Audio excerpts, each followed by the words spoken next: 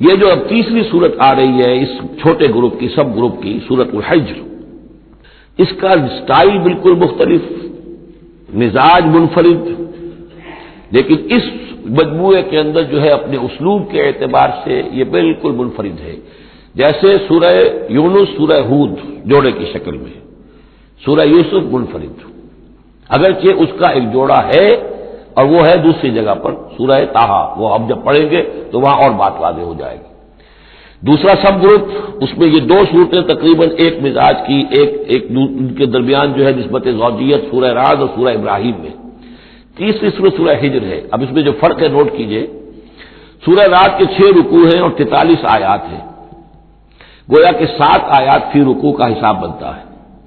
سورہ ابراہیم کے 7 رکوع ہیں، 52 آیات ہیں، 7.5 آیت فی رکوع۔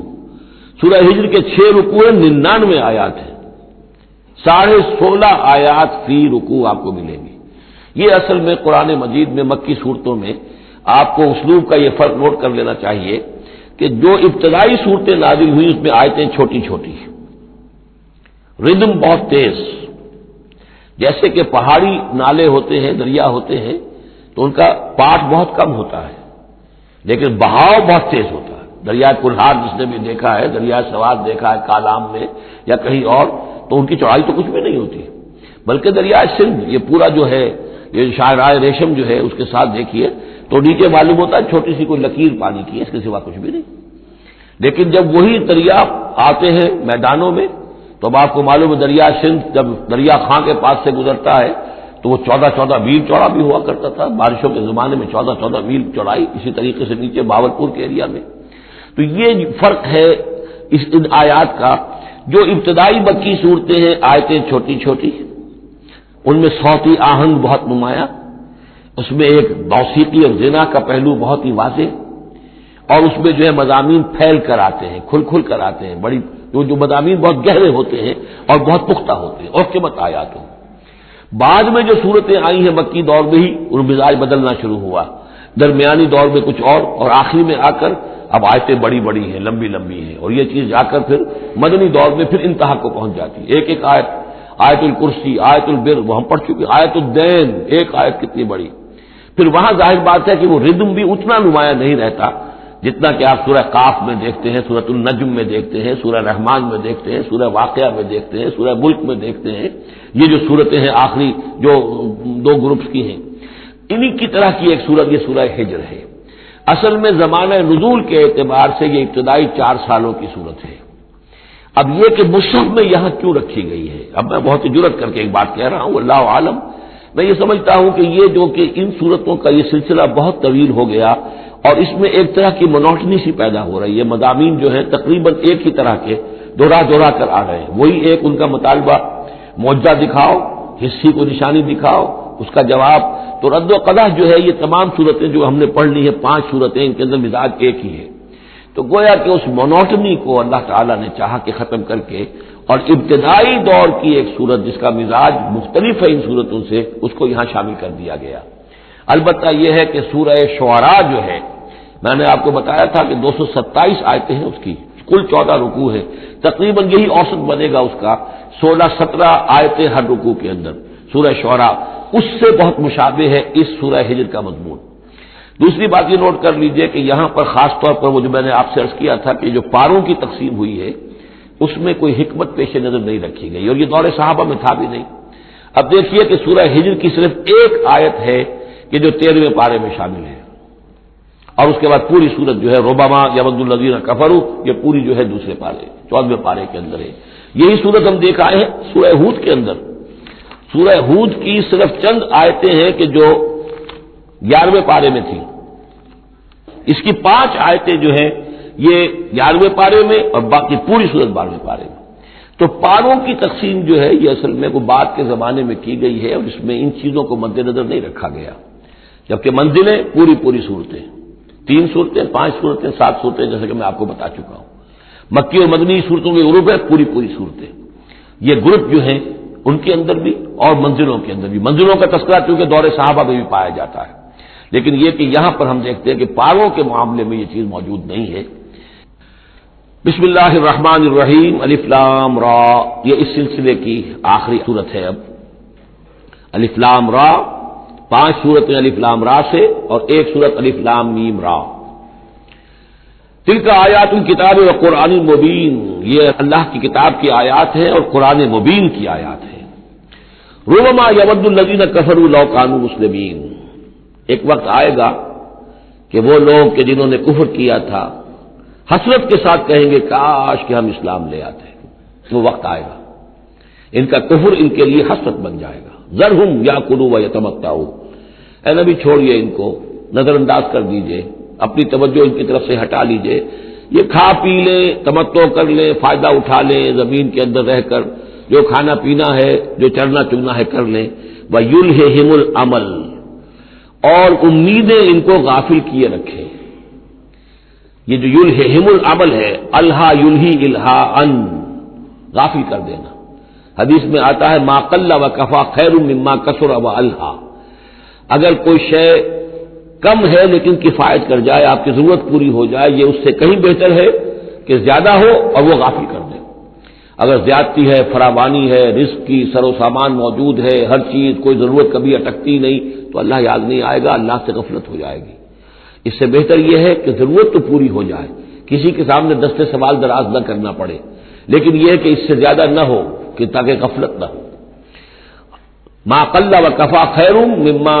کثر والہا، الہاکم التکاثر، وہ صورت مبارکہ ذہن میں رکھیے۔ ویلہہم العمل، طول عمل کہلاتا ہے، یہ انسان لمبے لمبے نقشے بناتا چلا جاتا ہے، میں یوں کروں گا، پھر ایسے کروں گا، پھر اس طرح کروں گا، پھر اس سے یہ کہ وہ کارخانہ بنا لوں گا، پھر ایک اور کارخانہ بنا لوں گا، یا یہ کہ اپنے پروفیشن کے اندر یہ کام کروں گا، اس طرح آگے بڑھوں گا، اسی میں مگن رہتا ہے، زندگی ختم ہو جاتی ہے۔ فسوف یعلمون، تو ان قریب انہیں معلوم ہو جائے گا اور انہیں حقیقت جو ہے ان پر منکشف ہو جائے گی۔ وما اہلکنا من قریۃ الا ولہا کتاب معلوم، اور ہم نے کسی بھی بستی کو ہلاک نہیں کیا مگر یہ کہ اس کا وقت معین تھا لکھا ہوا، اس سے پہلے وہ عذاب نہیں آیا۔ ما تسبق من امۃ اجلھا وما یستاخرون،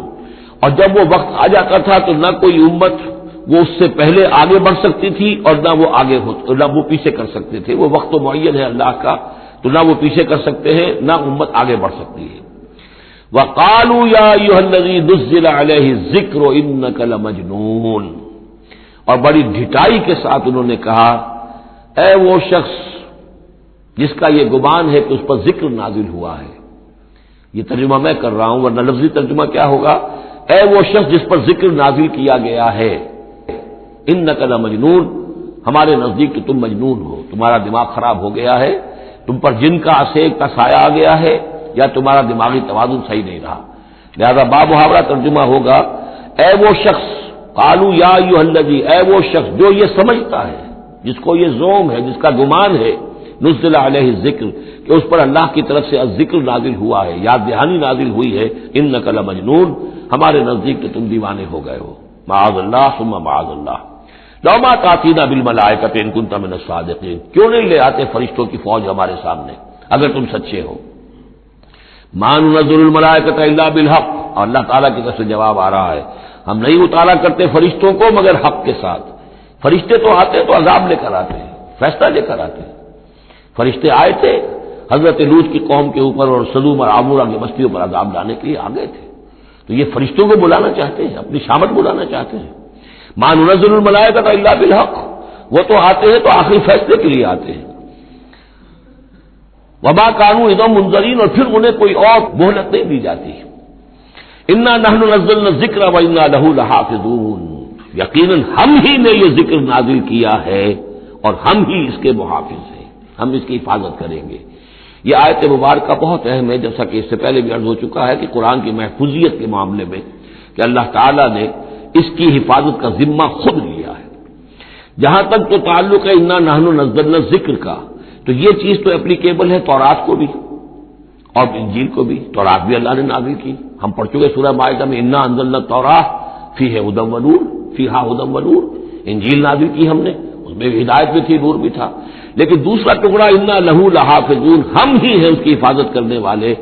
یہ صرف ایکسکلوسیو ہے معاملہ قرآن کا، اس کے سوا کسی اور صحیفہ آسمانی اور کسی کتاب سماوی کو اللہ تعالیٰ نے ضمانت نہیں دی۔ اور اس کی وجہ یہی ہے کہ اصل ہدایت نامہ جو ابدی ہے، جو کامل ہے، وہ ابھی آنے والا ہے، لہذا یہ سابقہ ایڈیشنز جو ہے نامکمل ایڈیشنز ہیں، یہ تو یوں سمجھیے کہ انٹرم پیریڈ کے لیے کچھ انسٹرکشنز تھی جو دے دی گئی، ان کو مستقل طور پر محفوظ رکھنے کی کوئی ضرورت نہیں تھی۔ یہ ختم نبوت پر ایک بہت بڑی دلیل ہے کہ کسی بھی قادیانی سے اگر بات کی جائے تو اگر اس سے یہ کہا جائے کہ آیا تمہارے نزدیک قرآن میں ہدایت کامل ہوئی یا نہیں، وہ جواب دے گا ہدایت تو کامل ہو گئی۔ نمبر 2، کیا تمہارے نزدیک قرآن محفوظ ہے یا نہیں؟ اگر وہ محفوظ بھی ہے تو پھر کسی اور وحی کی ضرورت کیا ہے؟ اللہ تعالیٰ کوئی کام عبث تو نہیں کرتا، ضرورت کے بغیر نہیں کرتا، کسی مقصد کے بغیر نہیں کرتا۔ یا تو یہ کہیں کہ ابھی ہدایت کامل نہیں ہوئی تھی، وہی جاری رہنی چاہیے، اس کا جواز ہو جائے گا، یا کہیں کہ کامل تو ہو گئی تھی قرآن میں لیکن وہ تو ضائع ہو گئی، محفوظ نہیں رہی، تب بھی وحی کی کھڑکی جو ہے اس کے کھلے رہنے کا جواز پیدا ہوگا۔ لیکن اگر کوئی شخص ان دونوں باتوں کو نہ مانے بلکہ اعتراف کر لے کہ ہدایت قرآن میں کامل ہو گئی اور یہ کہ وہ محفوظ بھی ہے، تو پھر اجرائے وحی یہ تھا اصل میں جو فتنہ اٹھایا ہے غلام احمد قادیانی نے، کہ وحی تو ایک نعمت تھی، کیسے بند ہو سکتی ہے، وحی کا سلسلہ جاری رہے گا۔ لیکن اس کو لے کر اس نے جو ہے پھر آگے اپنی نبوت کا دعویٰ کیا، لیکن اجرائے وحی کے لیے ضرورت عقلی جو ہے وہ دو شکلوں کے سوا ثابت نہیں ہو سکتی، یا ہدایت کامل نہیں ہوئی ہوتی جیسے کہ ابھی تورات میں نہیں ہوئی تھی، انجیل میں نہیں ہوئی تھی، قرآن میں آ کر کامل ہو گئی، یا کامل ہو کر اور وہ گم ہو گئی ہو، اس میں کوئی ترمیم و تنسیخ ہو گئی ہو جو کہ پھر وحی کے ذریعے سے اس کی تصحیح ہو سکے۔ اور دونوں باتیں اگر کوئی نہیں مانتا تو کوئی عقلی دلیل جو ہے وحی کے جاری رہنے کے لیے موجود نہیں۔ وَلَقَدْ أَرْسَلْنَا مِن قَبْلِكَ فِي شِيَعِ الْأَوَّلِينَ، اور اے نبی ہم نے آپ سے پہلے بھی رسول بھیجے تھے اگلی جماعتوں میں، اگلی قوموں میں۔ یہ شیعہ اس علیحدہ ہو جانے والے، کیونکہ قومیں بڑھتی چلی گئی نسلوں کے اندر، حضرت نوح علیہ السلام کی قوم تقسیم ہو گئی، ان کے 3 بیٹوں سے نسلیں بنتی چلی گئیں، تو یہ گویا کہ شائع ہونا، علیحدہ ہونا، پھیل جانا، پھیلتی چلی گئی۔ وما یاتیہم من رسول اللہ کانوا بہ یستہزئون، اور نہیں آیا ان کے پاس کوئی بھی رسول، جب بھی کبھی آیا مگر وہ استہزاء کرتے رہے، تمسخر کرتے رہے۔ کذالک نسلکہ فی قلوب المجرمین، اسی طریقے سے ہم اس کو چبو دیتے تھے مجرموں کے دلوں کے اندر، مجرموں کے دلوں میں جا کر وہ چبھ جاتی تھی، وہ سمجھ لیتے تھے کہ حق ہے لیکن چونکہ ان کے مفادات پر زد پڑتی تھی تو وہ استہزاء کرتے تھے۔ لا یؤمنون بہ، وہ ایمان نہیں لائیں گے اس پر، وقد خلت سنت الاولین، اور اے نبی یہ پہلوں کی بھی یہ سنت گزر چکی ہے، یہی طریقہ ہمیشہ رہا ہے، جیسے آج آپ آئے ہیں، یہ ذکر آپ پر نازل کیا گیا ہے، ایسے ہی ہم رسولوں کو بھیجتے رہے، کتابیں ان پر نازل ہوئیں، لیکن یہ کہ انہوں نے مان کر نہیں دیا۔ وَلَوْ فَتَحْنَا عَلَيْهِمْ بَابًا مِّنَ السَّمَاءِ فَظَلُّوا فِيهِ يَعْرُجُونَ، اور اگر ہم نے اس پر آسمان کا کوئی دروازہ کھول بھی دیا ہوتا اور وہ اس میں چڑھنے لگتے، تب بھی وہ یہ کہتے لَقَالُوا إِنَّمَا سُكِّرَتْ أَبْصَارُنَا، کہ ہماری تو نگاہوں پہ کچھ جادو کر دیا گیا، شکر کر دیا گیا، نظر بندی کر دی گئی تھی، بل نحن قوم مسحورون، حقیقت میں تو ہم جادو کی زد میں آ گئے تھے۔ وَلَقَدْ جَعَلْنَا فِي السَّمَاءِ بُرُوجًا وَزَيَّنَّاهَا لِلنَّاظِرِينَ وَحَفِظْنَاهَا مِنْ كُلِّ شَيْطَانٍ رَجِيمٍ إِلَّا مَنِ اسْتَرَقَ السَّمْعَ فَأَتْبَعَهُ شِهَابٌ مُّبِينٌ صدق اللہ العظیم۔ رب اشرح لي صدري ويسر لي امري واحلل عقدة من لساني يفقهوا قولي۔ اللهم ربنا الهمنا رشدنا واعذنا من شرور انفسنا۔ اللهم ارنا الحق حقا وارزقنا اتباعه وارنا الباطل باطلا وارزقنا اجتنابه۔ اللهم ربنا آنس وحشتنا في قبورنا وارحمنا بالقرآن العظيم۔ اللهم اجعله لنا إماما ونورا وهدى ورحمة۔ اللهم ذكرنا منه ما نسينا وعلمنا منه ما جهلنا وارزقنا تلاوته آناء الليل وآناء النهار واجعله لنا حجة يا رب العالمين آمين۔ سورہ ہجر کے پہلے رکوع میں جس کا ترجمہ ہم کر چکے ہیں، 2 مرتبہ قرآن حکیم کے لیے لفظ آیا ہے الذکر، اس کی طرف خصوصی توجہ کی ضرورت ہے۔ ایک تو یہ کہ خود اللہ تعالی نے فرمایا انا نحن نزلنا الذکر وانا له لحافظون، ہم نے ہی یہ ذکر، یہ قرآن نازل کیا ہے اور ہم ہی اس کے محافظ ہیں۔ اور ایک مرتبہ آیا ہے کہ جو آپ کے مخالفین تھے اور جو استہزاء کر رہے تھے، انہوں نے مذاق اڑاتے ہوئے کہا یا ایھا الذی نزل علیہ الذکر انک لمجنون، اے وہ شخص کہ جس کا گمان ہے کہ اس پر الذکر نازل ہوا ہے، ہم تو سمجھتے ہیں کہ تمہارا دماغی توازن ٹھیک نہیں رہا، یا یہ کہ تم پر کسی آسیب کا سایہ آ گیا ہے۔ یہ مجنون کی وضاحت بھی سمجھ لیجئے، مجنون جن سے بھی بنا ہے۔ جن کہتے ہیں عربی زبان میں مخفی شے کو، اس لیے جنین کہلاتا ہے وہ بچہ جو ابھی رحم مادر میں ہے، جو نظر نہیں آتا، چھپا ہوا ہے، معلوم تو ہے کہ بچہ ہے، پیٹ میں ہے، لیکن یہ کہ جنین ہے وہ ابھی وہ چھپا ہوا ہے۔ اسی سے لفظ جنت بنا ہے۔ جنت جو ہے زمین کا وہ ٹکڑا ہے جس پر خوب درخت ہوں، پودے ہوں، گھاس ہو، تو زمین چھپی ہوئی ہو، زمین ڈھکی ہوئی ہے، زمین جو ہے نمایاں نہیں ہے۔ جنت وہ ہے۔ جن علیہ اللیل کا آیا تھا کہ جب حضرت ابراہیم کا تذکرہ تھا، جب رات نے اس پر تاریکی کا پردہ طاری کر دیا تو گویا کہ ہر شے چھپ گئی۔ تو یہ جو جن کسی پر آ جانا، جس کو ہم کہتے ہیں اس پر کو آسیب کا سایہ ہو گیا، تو مجنون کے معنی یہ بھی تھے، اور مجنون اس کو بھی کہتے تھے کہ جس کا دماغی توازن ٹھیک نہ رہا ہو۔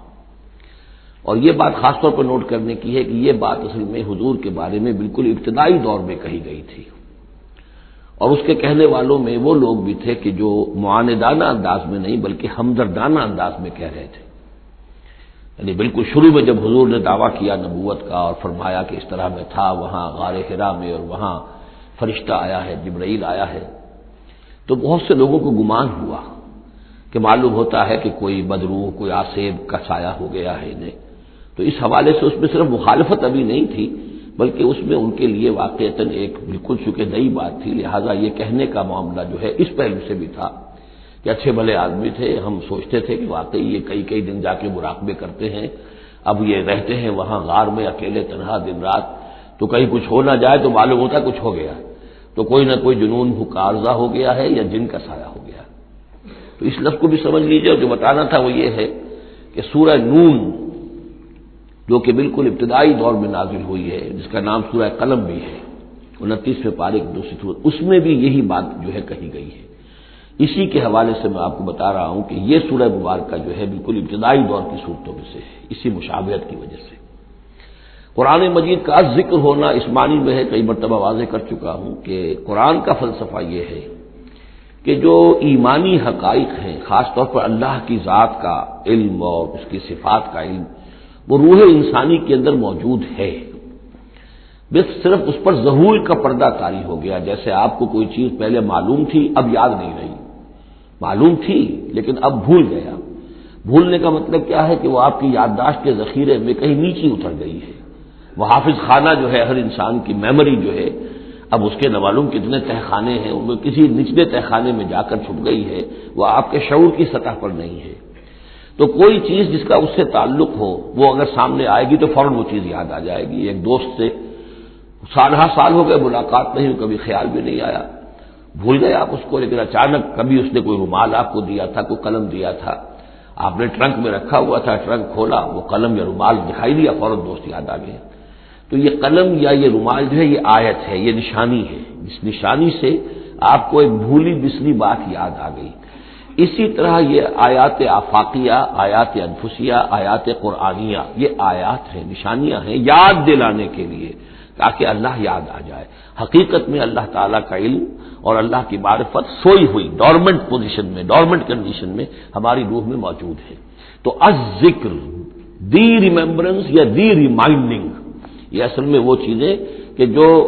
روح انسانی کے اندر موجود ہیں، لیکن جن پر ظہور کے اور نسیان کے پردے پڑ گئے ہیں، ان پردوں کو ہٹا کر تازہ کرنا۔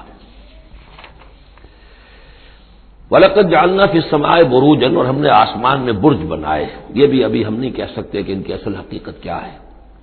یہ بھی آیات متشابہات میں سے شمار ہوں گے۔ وَزَيَّنَّاهَا لِلنَّاظِرِينَ، اور ہم نے اسے مزین کر دیا ہے آسمان کو اور برجوں کو دیکھنے والوں کے لیے، جو بھی ستارے نظر آتے ہیں، کیا رنگا رنگ نقشہ آسمان پر نظر آتا ہے۔ وَحَفِظْنَاهَا مِنْ كُلِّ شَيْطَانٍ رَجِيمٍ، البتہ اب یہ وہ بات ہے جو ایمان بالغیب کے حوالے سے ہمیں ماننی ہوگی کہ ان ستاروں کا ایک کام یہ بھی ہے کہ اللہ تعالیٰ نے ان کو گویا کہ پہرے کی جگہیں بنایا ہے، ہم نے حفاظت کی ہے ان کی ہر شیطان رجیم سے، جو بھی شیطان مردود ہے اس کی طرف سے حفاظت کا یہ سارا سامان ہے کہ جو آسمانوں میں کیا گیا ہے۔ اب اس کے لیے آج میں چاہتا ہوں کہ وہ بات آپ سمجھ لیں اچھی طرح کہ جیسے آپ آگے آ بھی جائے گا کہ انسانوں کی تخلیق جو ہے وہ تو یوں سمجھیے اس کائنات کے تخلیق کے اعتبار سے بڑی ریسنٹ شے ہے، بڑی ماضی قریب کی بات ہے۔ انسانوں سے بہت پہلے جنات پیدا کیے گئے تھے، جنات سے بہت پہلے ملائکہ پیدا کیے گئے تھے، اور انسانوں کی ارواح بھی اسی دور میں پیدا کی گئی جبکہ یہ ملائکہ پیدا کیے گئے تھے۔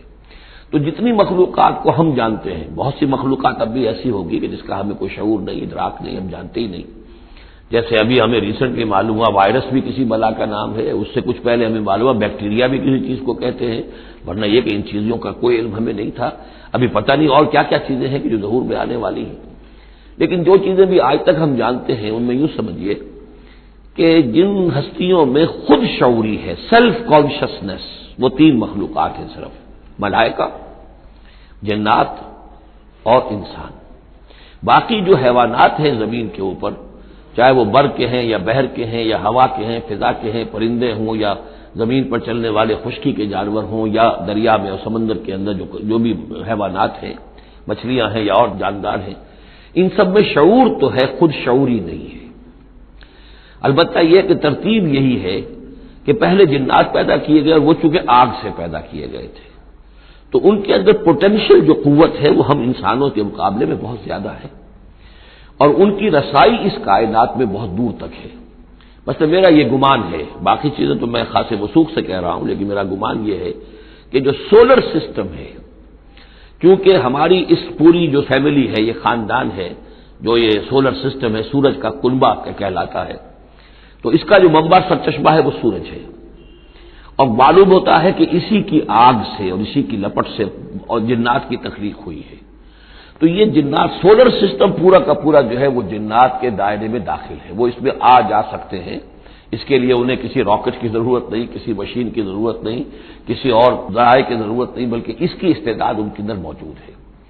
یہ پھر اپنی اس استعداد سے فائدہ اٹھا کر اس سے آگے جب ملائکہ کے ذریعے سے کچھ احکام اترتے ہیں، آسمان سے اللہ تعالیٰ کی کوئی تدبیر ہے، ملائکہ کے حوالے کیے گئے ہیں، تو یہ پھر ان سے کچھ نئی چیزیں اچکنے کی کوشش کرتے ہیں تاکہ وہ جا کر انسانوں میں سے جو وہ عامل لوگ ہیں، کاہن لوگ ہیں، ان کو جا کے ان کو کچھ بتا دیں کہ اب یہ ہونے والا ہے۔ اس لیے کہ ملائے اعلیٰ میں فیصلہ ہو گیا، اللہ تعالیٰ کے ہاں ایک چیز کی تدبیر جو ہے وہ طے ہو گئی، اب اللہ تعالیٰ نے فرشتوں کے حوالے کیا ایگزیکیوشن کے لیے۔ ایسے ہی ہے جیسے کہ پریزیڈنٹ ہاؤس سے تو ایک حکم جو ہے وہ جاری ہو گیا، اب اس کا اجرا ہوا ہے، اب کوئی ٹائپ کرے گا، ٹائپ کر کے اسے ڈسپیچ کرے گا، وہ پھر کسی جگہ پر پہنچے گا، پہنچتے وقت لگے گا۔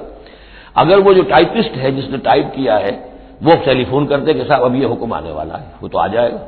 تو ظاہر بات ہے وہ حکم تو پہنچ گیا اس کو، اور اس کے حوالے سے وہ جس شخص کو اس نے یہ خبر دے دی ہے وہ اپنی دکان چمکا سکتا ہے کہ دیکھیے مجھے پہلے سے معلوم تھا کہ یہ حکم آنے والا ہے۔ تو اس کائناتی حکومت کے اندر یہ سلسلہ ہے جس کے لیے کہ پھر اللہ تعالیٰ نے اس سولر سسٹم سے آگے کی جو بھی یونیورس ہے اس میں، یہ میرا گمان ہے جو میں عرض کر رہا ہوں، اللہ عالم، اس میں جنات کو آگے بڑھنے سے روکنے کے لیے ان ستاروں کے اندر وہ میزائلز نصب کر رکھے ہیں کہ جب بھی کوئی جنات میں سے ادھر آگے ٹریس پاس کرنے کی کوشش کرتا ہے تو اس پر وہ میزائل پھینکا جاتا ہے، جس کو ہم شہاب ثاقب کہتے ہیں۔ یہ ہے پورا نظام کہ جو یہاں ہمارے سامنے آ رہا ہے۔ تو اس کی یہ حقیقت بہت حد تک تو یوں سمجھیے کہ ایمان بالغیب، کل من عند ربنا، ہمارے رب کی طرف سے ہے، ہم اس پر ایمان رکھتے ہیں، لیکن اب کسی نہ کسی حد تک یہ چیزیں جو ہے، جو بھی ہماری سائنٹیفک اب جو ارتقا ہو رہا ہے، ترقی ہو رہی ہے، اس کے ساتھ کسی نہ کسی درجے میں کورابوریشن ہو جاتی ہے۔ وَحَفِظْنَاهَا مِنْ كُلِّ شَيْطَانٍ رَجِيمٍ، اور ہم نے حفاظت کر لی ہے ان آسمانوں کی ان شیاطین سے کہ جو مردود ہیں۔ إِلَّا مَنِ اسْتَرَقَ السَّمْعَ، سوائے اس کے کہ جو کچھ چرا کے لے بھاگا، مطلب یہ کہ فرشتہ نازل ہو رہا ہے اور فرشتے کے ساتھ احکام بھی ہیں، چونکہ وہ نوری ہے، یہ ناری ہے، نور اور نار کے درمیان فاصلہ بہت تھوڑا ہے، بہت قرب ہے، لہذا اس کی بدولت اسی وجہ سے یہ جن تھا عزازیل، لیکن فرشتوں کے ساتھ اس کا اٹھنا بیٹھنا تھا، انہی میں شامل تھا، اسی لیے ان کی جو آپس میں جو ان کا قرب ہے اس کی وجہ سے فرشتوں سے کوئی اچک لیتے ہیں۔ الا من استرق السمع، اگر کسی نے کوئی چیز سن لی اور سن کر وہ بھاگا، فاتبعہ شہاب مبین، تو اس کا پیچھا کرتا ہے ایک انگارہ چمکتا ہوا۔ یہ مثائلز ہیں کہ جو اللہ تعالیٰ نے نصب کیے ہوئے ہیں۔ والارض مددناها، اور زمین کو ہم نے پھیلا دیا جیسے بستر پھیلایا جاتا ہے، والقینا فیہا رواسیا، اور اس میں ہم نے لنگر ڈال دیے۔ یہ پہاڑ جو ہے قرآن مجید بار بار کہتا ہے کہ زمین کا جو اسٹیبلائزنگ ایفیکٹ ہے ان پہاڑوں کا زمین کی حرکت کے دوران۔ فَأَنبَتْنَا فِيهَا مِن كُلِّ شَيْءٍ مَوْزُونٍ، اور اس میں ہم نے اگا دی ہر شے جو کہ بہت ہی اندازے سے ہے، یعنی یہ کہ جو بھی کوئی ایک شے بھی اگر ایک حد سے آگے بڑھ جائے تو وہ باقی ساری چیزوں کو ختم کر دے گی۔ بعض ایسی مچھلیاں ہیں کہ اگر ان کی جو ریپروڈکٹیو صلاحیت ہے، جتنے ان کے انڈے ہوتے ہیں وہ سب انڈے جو ہے وہ مچھلیاں بن جائیں تو چند ہی سال کے اندر یہ زمین جو ہے اس سے کئی گنا حجم جو ہے وہ ایک مچھلی کی اولاد سے اور ایک مچھلی کی نسل سے وجود میں آ جائے گا۔ تو ایک کنٹرول کیا ہوا اللہ نے ہر شے کے اوپر، تمام چیزیں جو ہے وہ ایک اندازے کے مطابق، ایک وزن کے ساتھ، ایک اندازے کے ساتھ اس دنیا میں چل رہی ہے۔ بالکل شیء موزون، ہر چیز جو ہے وہ ایک اندازے اور وزن کے مطابق ہے۔ وجعلنا لکم فیہا معاش، اور ہم نے اس میں تمہارے لیے طرح طرح کے معاش کے سلسلے پیدا کر دیے۔ ومن لستم لہ برازقین، اور ہم تو ان کو بھی روزی کا سامان دیتے ہیں جن کو تم رزق نہیں دیتے۔ ایک تو یہ ہے کہ تمہارے پاس گھوڑا بندھا ہوا ہے، تمہیں فکر رہتی ہے چارہ اس کو دینا ہے، کچھ نہ کچھ دانہ ڈالنا ہے، لیکن کتنی مخلوقات ہماری ہے کہ تم نہیں ہو اس کو رزق دینے والے، ہم رزق پہنچا رہے ہیں۔ وَإِن مِّن شَيْءٍ إِلَّا عِندَنَا خَزَائِنُهُ، اور نہیں ہے کوئی شے مگر یہ کہ ہمارے پاس تو اس کے خزائن ہیں، لا متناہی، ہماری ریسورسز جو ہیں وہ یہ کہ لمیٹڈ نہیں ہے، لیکن وما ننزلہ الا بقدر معلوم، ہم نہیں نازل کرتے اس میں سے مگر ایک اندازے کے مطابق جو طے شدہ ہے۔ یعنی یہ کہ سٹور تو بہت بڑا ہے، لیکن یہ کہ سٹور سے جو ایشو ہوتا ہے اللہ تعالیٰ کے ہاں ہر چیز کا،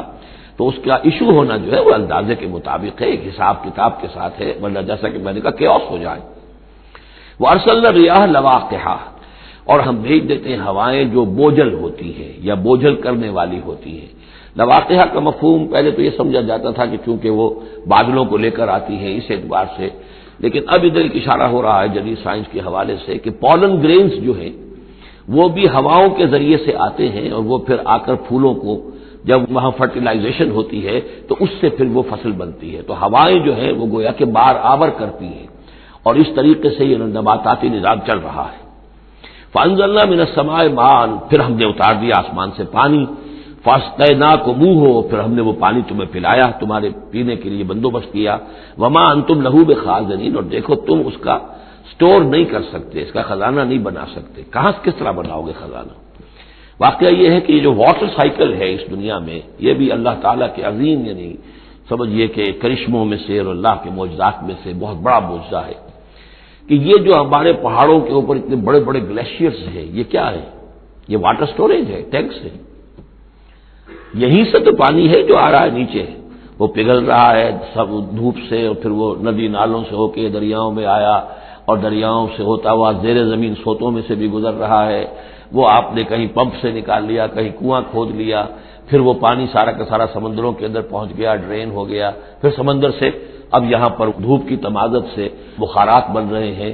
اور وہ بخارات اوپر جا رہے ہیں، پھر وہ واپس جا رہا ہے، پھر وہ جو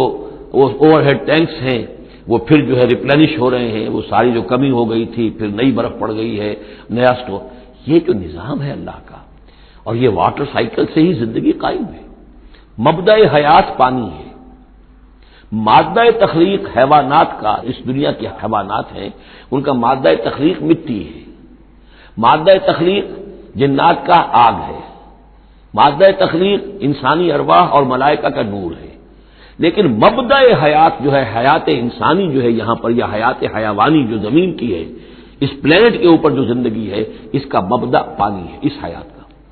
تو اب یہ پانی کا سائیکل ہے جو چل رہا ہے۔ وما انتم لہ بخازنین، تم اس پانی کا کتنا خزانہ کر سکتے ہو، کتنا سٹور کر سکتے ہو، کس طرح کا نظام چلا سکتے ہو، کتنے بڑے پیمانے پر یہ واٹر سائیکل جو ہے اللہ تعالیٰ نے اس دنیا کے اندر چلایا ہوا ہے۔ وَإِنَّا لَنَحْنُ نُحْيِي وَنُمِيتُ، اور یہ یقیناً ہم ہی ہیں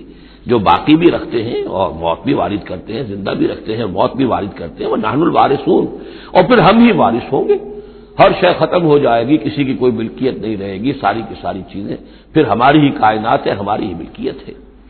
وَلَقَدْ عَلِمْنَا الْمُسْتَقْدِمِينَ مِنْكُمْ وَلَقَدْ عَلِمْنَا الْمُسْتَأْخِرِينَ، ہمارے علم میں سے ہے کون لوگ تم میں سے آگے بڑھیں گے۔ اب دیکھیے چونکہ ابتدائی زمانے کی صورت ہے یہ، اب کون لوگ ہوں گے جو آگے بڑھ کر قرآن کو سینے سے لگائیں گے، کون لوگ ہوں گے جو محمد کی دعوت پر لبیک کہیں گے، یعنی جو ہم پڑھ چکے ہیں سورہ توبہ میں السابقون الاولون من المہاجرین والانصار والذین اتبعوہم باحسان، یہ کون لوگ ہوں گے ہمیں معلوم ہے، ہم تو پہلے سے جانتے ہیں کہ ابو بکر ایک لمحے کی دیر نہیں لگائے گا، ہمیں معلوم ہے کہ عثمان کو ایک کچھ زیادہ وقت نہیں لگے گا، ہمیں معلوم ہے کہ ابو بکر کی تبلیغ سے یہ طلحہ اور زبیر اور عبد الرحمن ابن عوف اور سعید ابن زید اور یہ سب لوگ جو ہے ایمان لے آئیں گے، اور ہمیں یہ بھی معلوم ہے کون پیچھے رہ جائے گا، وہ بھی ہمیں معلوم ہے۔ وَلَقَدْ عَلِمْنَا الْمُسْتَقْدِمِينَ مِنْكُمْ وَلَقَدْ عَلِمْنَا الْمُسْتَأْخِرِينَ وَإِنَّ رَبَّكَ هُوَ يَحْشُرُهُمْ، اور پھر آپ کا رب ان سب کو جمع کرے گا۔ انہ حکیم علیم، یقیناً وہ کمال حکمت والا اور علم رکھنے والا ہے۔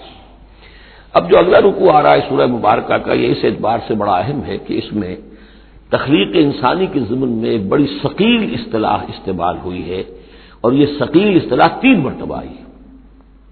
اب ظاہر بات ہے کہ قرآن مجید جو ہے اگر اس طرح کی کوئی شکل اختیار کرتا ہے تو کوئی نہ کوئی حکمت اور ضرورت اس کی پشت پر ہوتی ہے۔ وَلَقَدْ خَلَقْنَا الْإِنسَانَ مِنْ صَلْصَالٍ مِّنْ حَمَإٍ مَّسْنُونٍ، اور یقیناً ہم نے انسان کو بنایا ہے اس مٹی سے جو سنی ہوئی تھی گارے کی اور پھر سوکھ کر کھنکنے لگی۔ حَمَإٍ مسنون، سنا ہوا گارا جس میں سے بدبو بھی اٹھ رہی ہو۔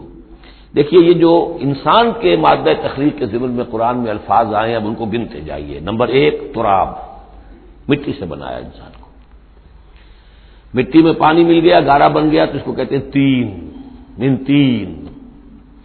خلقتنی من نار وخلقتہ من تین، یہ سورہ اعراف میں ہم پڑھائے ہیں۔ ابلیس نے کہا تھا کہ مجھے تو نے بنایا آگ سے اور اس کو بنایا آدم کو گارے سے، اور مجھے حکم دے رہا ہے کہ میں اس کے سامنے جھکوں، میں تو اس کے سامنے نہیں جھک سکتا۔ 3 کے بعد آیا 3 لازب، گارا پڑا رہے تو وہ جب اس کے اندر چپچپاہٹ پیدا ہو جاتی ہے، اور یہ پرانے زمانے میں ہوتا تھا، اب تو میں سمجھتا ہوں کہ جدید نسل کو تو ان چیزوں کا علم ہی نہیں ہے۔ کچے گھر بنتے تھے تو انہیں لیپتے تھے، پوتتے تھے، گارا بناتے تھے، تغاری ہوتی تھی، پھر مٹی کے اندر تھوڑی سی توڑی ڈال دیتے تھے، کوئی آرگینک میٹر ڈالیں گے تو فرمنٹیشن ہوگی، فرمنٹیشن ہوگی تو لیس سا اٹھے گا، ورنہ یہ کہ گارا جو ہے اس گارے سے اگر پلسٹر کریں گے تو وہ پھٹ جائے گا، لیکن جب وہ گارا ذرا سن جاتا ہے، اس میں لیس پیدا ہو جاتا ہے، تو پھر اب جب آپ اس کے ساتھ لیپتے تھے دیواروں کو، میں نے تو اپنے بچپن میں یہ سب دیکھا ہے، ایسے گھروں میں ہم رہے بھی ہیں کہ جن میں یہی فرش بھی اسی طریقے سے لیپے ہوئے ہوتے تھے اور دیواریں بھی ہوتی تھی، تو یہ کہ پھر اس کے اندر وہ ایک لیس سا پیدا ہو جاتا ہے فرمنٹیشن سے، وہ 3 لازم ہے۔ اس سے اگلی سٹیج یہ ہے کہ اب وہ سڑنے لگے، یہ یعنی فرمنٹیشن اتنی پہنچ گئی کہ اس میں ہے حَمَإٍ مسنون، سنا ہوا گارا۔ پھر اگر کسی وجہ سے وہ خشک ہو جائے تو اب وہ کھنکنے لگتا ہے، جیسے کہ کبھی آپ نے دیکھا ہوگا ساحل کے قریب یا کسی دلدلی علاقے میں پپڑی اوپر آ جاتی ہے،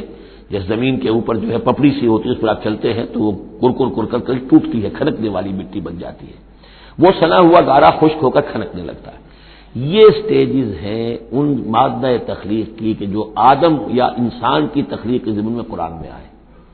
حالانکہ ایک لفظ بھی کفایت کر سکتا تھا، مٹی سے بنایا، مٹی سے بنایا، 3 سے بنایا، گارے سے بنایا، پھر 3 لازم سے بنایا، پھر حَمَإٍ مسنون سے بنایا، من صلصال کالفخار سے بنایا، اور صلصال من حَمَإٍ مسنون، پھر صلصال کالفخار آخری سٹیج ہے، وہ ایسے بجنے لگا جیسے کہ اب یہ جو ہے وہ آئے گا سورہ رحمان میں۔ تو اس سے یقیناً کورابوریشن ہو رہی ہے کہ جو بھی ایوولوشن کا جو بھی نظریہ آیا ہے، اب اس میں اس کو بھول جائیے کہ اللہ تعالیٰ نے اسپیشل کریشن انسان کی اور باقی حیوانات ہو سکتا ہے اس ایوولوشن کے ذریعے سے پیدا کیے ہوں۔ اس وقت بحث جو ہے کریشن آف مین کے بارے میں نہیں کر رہا ہوں، لیکن یہ کہ سائنس نے بھی ایک تو یہ بات بتائی کہ یہ ساری حیات حیواناتی جو بھی زمین پر ہے یہ مٹی سے بنی ہے، گویا کہ متفق گردید رائے بو علی بارائے من، قرآن اور سائنس متفق ہو گئے۔ پھر یہ کہ اس میں مٹی کے اندر گارے کی شکل بنی، پانی ملا، مبدأ حیات پانی ہے، قرآن بھی کہہ رہا ہے۔ پھر یہ کہ وہ ساحلی علاقوں پر دلدل بنی اور دلدل کے اندر پھر وہ فرمنٹیشن وہاں ہوئی، اور اسی میں پھر جب وہ دراڑیں سی پڑ جاتی ہیں سمندر کے قریب دلدلی علاقے میں، تو وہاں سے ان کا کہنا ہے کہ حیات کا آغاز ہوا، الجی یا امیبا، حیواناتی حیات، اور یا یہ کہ نباتاتی حیات کا۔ تو یہ چیزیں جو ہیں یہ سٹیجز تقریباً اسی کے ساتھ، یہ تمام جو الفاظ جو ہے قرآن کے جو استعمال کر رہا ہے ان کے ساتھ کسی حد تک اس کا ایک ربط اور تعلق قائم ہوتا ہے۔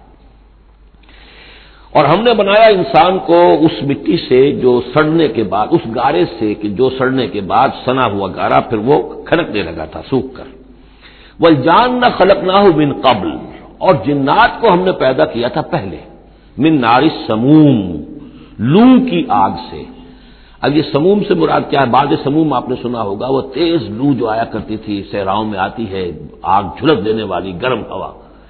تو اصل میں ایک ہوتا ہے، جیسے کہ یہ بھی ہم نے فزکس میں پڑھا تھا، جن لوگوں نے تھوڑی بہت فزکس پڑھی ہوگی FSC میں، کہ یہ جو شعلہ ہوتا ہے، فلیم کا ایک حصہ وہ ہوتا ہے جو نظر آتا ہے، لیومینس، وہ نظر آتا ہے، اس کے اندر حرارت کم ہوتی ہے، اور ایک انویزیبل جو ہوتا ہے اس کے گرد حالہ جو نظر نہیں آتا، اس میں ہوتی ہے تیزی شدید جو ہوتی ہے، سب سے زیادہ ٹیمپریچر جو ہوتا ہے وہ اس میں ہوتا ہے کہ جو اس کا حصہ نظر نہیں آتا۔ اس حصے سے، آگ کی اس لو کی لپٹ سے، یا لو کی لپٹ سے جو بھی اسے کہیں، اس سے ہم نے جنات کو پیدا کیا۔ لیکن یہ سمجھ لیجئے کہ اس سے جنات پیدا کیے گئے، لیکن وہ آگ نہیں ہے۔ ہم مٹی سے پیدا کیے گئے لیکن مٹی نہیں ہے۔ اب ایک یہ کہ قلب ماہیت ہو چکی ہے، ہمارا جو یہ پروٹوپلازم ہے، جو ہمارے ٹیشوز ہیں، باڈی ٹیشوز، وہ مٹی تو نہیں ہے، اگرچہ سورس مٹی ہے، بنے مٹی سے ہے، لیکن اب مٹی نہیں ہے۔ دوبارہ اگرچہ پھر یہ گل سڑ کر مٹی ہو جائیں گے، اس وقت مٹی نہیں ہے۔ اسی طریقے سے جنات آگ سے بنائے گئے لیکن آگ نہیں ہے، ہاں ان کا مادہ تخلیق آگ ہے۔ اور دوسرا یہ معلوم ہو گیا کہ وہ انسانوں کی تخلیق سے بہت پہلے پیدا کیے گئے۔ وَإِذْ قَالَ رَبُّكَ لِلْمَلَائِكَةِ إِنِّي خَالِقٌ بَشَرًا مِّن صَلْصَالٍ مِّنْ حَمَإٍ مَّسْنُونٍ، اور یاد کرو جب کہ کہا تھا آپ کے رب نے فرشتوں سے کہ میں بنانے والا ہوں ایک بشر اس کھنکھناتے ہوئے سنے ہوئے گارے سے، پھر وہی الفاظ من صلصال من حمأ مسنون، ثقیل لفظ ہے، ثقیل اصطلاح ہے۔ اور یہاں خاص طور پر نوٹ کیجئے کہ لفظ آدم نہیں آیا، بشر بنانے لگا ہوں۔ کہیں بھی قرآن مجید میں جہاں یہ تخلیق کے ابتدائی مراحل بیان ہوتے لفظ آدم کہیں نہیں ملے گا آپ کو، سوائے وہ ایک آیت میں نوٹ کرا چکا ہوں سورہ آل عمران کی۔ عیسیٰ کی مثال بھی اللہ کے نزدیک آدم کی سی ہے، خلقہ من تراب ثم قال له کن فیکون، وہ ایک مثال موجود ہے، لیکن باقی کہیں آپ کو بشر، انسان، جب میں بنانے والا ہوں ایک انسان اس مٹی سے سنے ہوئے گارے کی جو سوکھ کر کھنکھنانے لگی ہے، فَإِذَا سَوَّيْتُهُ، جب میں اس کا تسویہ کر لوں۔ تخلیق کے بعد تسویہ ہوتا ہے، جیسے کسی شے کا ایک ہیولہ بن گیا، پھر اس کی نوک پلک سنواری جاتی ہے۔ مین سٹرکچر جو ہے کسی بلڈنگ کا کھڑا ہو گیا، اب اس کا آرکیٹیکچرل ٹچز ہیں، اس کے اوپر ڈیکوریشن ہے، اس پہ پینٹنگ ہے، یہ تسویہ ہے۔ فَإِذَا سَوَّيْتُهُ، پھر جب میں اسے پوری طرح نک سک سے درست کر دوں، صحیح بنا دوں، پورا کر لوں، وَنَفَخْتُ فِيهِ مِن رُّوحِي، اور پھونک دوں میں اس میں اپنی روح میں سے، کہ روحی ضمیر متکلم کا صیغہ ہے، سیدھا سیدھا۔ فَقَعُوا لَهُ سَاجِدِينَ، تو گر پڑنا اس کے سامنے سجدے میں۔ فَسَجَدَ الْمَلَائِكَةُ كُلُّهُمْ أَجْمَعُونَ، اب یہ تیسری مرتبہ پڑھ رہے ہیں ہم قرآن حکیم میں یہ قصہ آدم و ابلیس۔ تو کیا سجدہ سب فرشتوں نے، کل کے کل نے، سب نے مل کر۔ دیکھیے یہ جو ہے تاکید کی انتہا ہے، فرشتوں میں سے کوئی بھی مستثنا نہیں رہا، نہ جبرائیل، نہ میکائیل، نہ اسرافیل، الا ابلیس، سوائے ابلیس کے۔ اور اس میں پھر گمان ہوتا ہے کہ سر یہ بھی فرشتہ تھا، فرشتہ نہیں تھا، اس کی وضاحت سورہ کہف میں مل جائے گی۔ ابا ان یکون مع الساجدین، اس نے انکار کیا سجدہ کرنے والوں کے ساتھ ہونے سے۔ قال یا ابلیس ما لک الا تکون مع الساجدین، اللہ نے فرمایا ابلیس کیا ہوا تجھے، کیا سبب ہے، تو کیوں نہیں ہوا سجدہ کرنے والوں کے ساتھ؟ قال لم اکن لاسجد لبشر خلقته من صلصال من حمأ مسنون، اس نے کہا میرے لیے یہ روا نہیں ہے، میرے لیے ممکن نہیں ہے کہ میں سجدہ کروں اس بشر کو جس کو تو نے پیدا کیا ہے سنے ہوئے گارے سے، جبکہ وہ کھنکھنانے لگا ہوا۔ قال فاخرج منها فانك رجيم، اللہ نے فرمایا تو نکل جاؤ یہاں سے، اس میں سے نکل جاؤ، اس لیے کہ اب تم مردود ہو گئے ہو۔ وَإِنَّ عَلَيْكَ اللَّعْنَةَ إِلَىٰ يَوْمِ الدِّينِ، اور اب تم پر لعنت رہے گی یوم الدین تک، جزا و سزا کے دن تک، یوم بعث بعد الموت تک۔ قال رب فانظرنی الی یوم یبعثون، تو اس نے درخواست کی کہ پروردگار پھر مجھے ذرا مہلت دے دے، ڈھیل دے دے اس دن تک کے لیے جس دن کے یہ دوبارہ اٹھائے جائیں گے۔ قال فإنک من المنظرین، اللہ تعالیٰ نے اسی شان بے نیازی کے ساتھ فرمایا اچھا جاؤ ٹھیک ہے، تمہیں ڈھیل دے دی گئی، تمہیں یہ رخصت مل گئی، تمہیں یہ چھوٹ مل گئی، مہلت مل گئی۔ الی یوم الوقت المعلوم، اس وقت معین کے دن تک، یعنی یہ کہ اس وقت تک تم زندہ رہو گے۔ وہ ابلیس جو ہے جن، ویسے جنوں کی زندگیاں شاید انسانوں سے زیادہ ہوتی ہوں، میں نہیں جانتا کتنی ہوتی ہیں، لیکن یہ کہ کوئی اور جن نہیں ہے کہ جو اس وقت سے آج تک زندہ ہو سوائے اس ایک جن کے جس کا نام عزازیل تھا، اور یہ جن جو ہے وہ ابھی تک زندہ ہے خود اپنی اسی ذات کے ساتھ، باقی اس کی اولاد، اس کی اور نسل جو ہے، اس کی ذریت ہے، وہ اپنی جگہ ہے۔ قال رب فبما اغویتنی، اب اس نے کہا پروردگار جو تو نے مجھے گمراہ کیا، اب نوٹ کیجئے وہ گمراہی کو اللہ کی طرف منسوب کر رہا ہے۔ بما اغویتنی، تو نے جو مجھے گمراہ کیا ہے، لأزینن لهم فی الارض ولأغوینہم اجمعین، تو میں اب ان کو یعنی آدم کی اولاد، آدم اور حوا کی اولاد کو میں زمین میں ان کو خوب مزین کر دوں گا، زمین ان کے لیے یہ اسی میں گم ہو جائیں گے، زمین اور اس کی چمک دمک اور اس کی رونقیں اور زیبائشیں آرائشیں ان کی نگاہوں میں کھب جائیں گی۔ وَلَأُغْوِيَنَّهُمْ أَجْمَعِينَ، تجھے بھول جائیں گے وہ لگ جائیں گے انہی چیزوں کے اندر، اور میں ان سب کو گمراہ کر کے چھوڑوں گا۔ لَأُغْوِيَنَّهُمْ أَجْمَعِينَ، سب کو، إِلَّا عِبَادَكَ مِنْهُمُ الْمُخْلَصِينَ، سوائے ان میں سے ان کے کہ جن کو تو اپنا خاص بندہ بنا لے، تو اپنا خاص بندہ بنا لے، مخلص کر لے، یہاں پہ وہی نوٹ کیجئے مخلص ہے، مخلصین، جن کو تو خالص کر لے اپنے لیے، ظاہر بات ہے کہ اس پر تو میرا زور نہیں چلے گا، باقی یہ کہ میں کسی کو چھوڑوں گا نہیں۔ قال هذا صراط علی مستقیم، اللہ تعالیٰ نے فرمایا ٹھیک ہے یہ راستہ ہے میری طرف سیدھا، یعنی یہ میرے اور تمہارے درمیان معاملہ طے ہو گیا، میں نے تمہیں چھوٹ دی، تم اپنا زور لگا لو، جس طرح بھی چاہو بہکا لو، باقی یہ کہ ان عبادی لیس لک علیہم سلطان، میرے بندوں پر تجھے اختیار کوئی نہیں ہوگا، یعنی اختیار کسی بھی انسان پر نہیں ہے، یہ نہیں کہ جس کو اللہ نے مخلص کر لیا ہو اس پر اختیار نہیں، اختیار اسے کسی بھی انسان پر نہیں ہے۔ ان عبادی لیس لک علیہم سلطان الا من اتبعک من الغاوین، سوائے ان کے کہ جو خود تیری پیروی کرے، خود غاوین میں سے ہو، خود ان کے اندر غوا ہو، خود ان کے اندر سرکشی ہو، خود وہ جو ہے وہ اپنی نفس پرستی کی طرف مائل ہو، وہ تو تیری پیروی کریں گے، ان کو تو جدھر چاہے لے جا، جس کھائی میں چاہے لے جا کے ان کو پھینک دے، اور جس جہنم کے جس وادی میں چاہے ان کو گرا دے، مجھے اس سے دلچسپی نہیں، لیکن یہ کہ میرے کسی بندے پر تجھے اختیار حاصل نہیں ہوگا۔ وَإِنَّ جَهَنَّمَ لَمَوْعِدُهُمْ أَجْمَعِينَ، اور پھر جہنم ہی ان سب کا ٹھکانہ ہوگا، سب کا جو بھی تیری پیروی کریں گے۔